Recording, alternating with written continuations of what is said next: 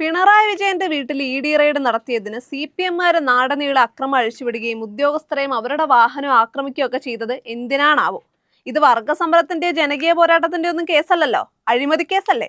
പിണറായി വിജയന്റെ മകൾ വീണ കരിമണൽ കമ്പനിയിൽ നിന്ന് 1.81 കോടി രൂപ അനർഹമായി കൈപ്പറ്റിയെന്ന അഴിമതി കേസ്.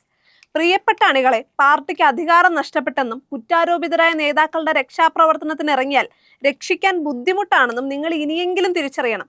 തങ്ങളുടെ നേതാക്കൾക്ക് കവചമൊരുക്കാൻ പാർട്ടിക്ക് അവകാശമുണ്ട്, പക്ഷെ അഴിമതിയെക്കുറിച്ചുള്ള ചോദ്യങ്ങൾക്ക് ഉത്തരം ഉണ്ടാവണം.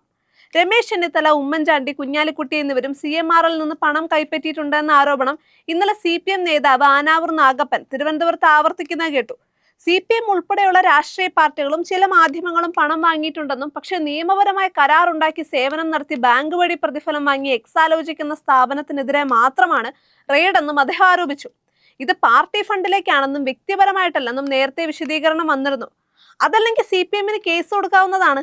അവരാരും BJP-ക്കാരല്ലാത്തതുകൊണ്ട് കഴമ്പുണ്ടെങ്കിൽ ED വരികയും ചെയ്യും. CPM അതിന്റെ ഏറ്റവും വലിയ അപജയകാലത്തിനാണ് ന്യായീകരണം ഒരുക്കുന്നത്. തൊഴിലാളി മേൽവിലാസത്തിൽ നേതാക്കളൊക്കെ ബൂർഷകളായി. മന്ത്രിമാരും MLA-മാരും ഉൾപ്പെടെ മിക്ക നേതാക്കളുടെയും സ്വത്തുവകകൾ കുതിച്ചു കയറി. കേഡർ സംവിധാനമുള്ള പാർട്ടിയിൽ ചോദ്യമില്ല എന്നുള്ളത് സംസ്ഥാന പ്രാദേശിക ഏകാധിപതികൾക്ക് നല്ല സുഖമായി.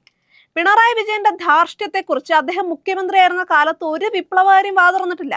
കീഴ്ഘടകങ്ങളിൽ ഇപ്പോഴെങ്കിലും അത് പറയാൻ ധൈര്യമുള്ളത് പ്രാദേശിക നേതാക്കൾക്കും അണികൾക്കും മാത്രമാണ്. മൂത്ത നേതാക്കൾ ഇപ്പോഴും വാഴ്ത്തുപാട്ടിലാണ്.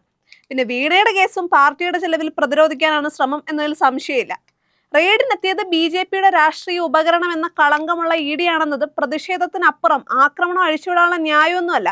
ശരിയാണ്, അന്വേഷണ ഏജൻസികൾ ഇത്ര രാഷ്ട്രീയവൽക്കരിക്കപ്പെട്ട കാലമില്ല. മോദി സർക്കാരിന്റെ ആദ്യ 10 വർഷത്തിനിടെ ED രജിസ്റ്റർ ചെയ്ത 193 കേസുകളിൽ ശിക്ഷാ നടപടി ഉണ്ടായത് വെറും 2 എണ്ണത്തിലാണ്. പക്ഷെ വീണ വിജയൻ നിരപരാധിയാണെന്ന് പറയാൻ ഇതൊന്നും ഒരു കാരണമല്ല. അവർ അന്വേഷണത്തിനും നിയമത്തിനും കീഴ്പ്പെടുകയാണ് വേണ്ടത്. EDയുടെ വിശ്വാസ്യതയ്ക്കൊപ്പം പ്രാധാന്യമുണ്ട് CPM-ലെ വിശ്വാസ്യതയ്ക്കൊന്ന് തിരിച്ചറിയണം.